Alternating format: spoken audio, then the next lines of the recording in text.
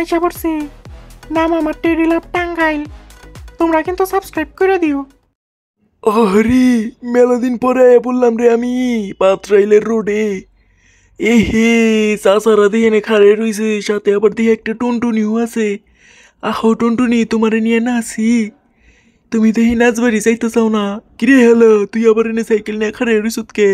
Teddy রাতে মারা খাও লিগা? খারাপ একটা, আমি তোর সাইকেলটা এখন চালামু।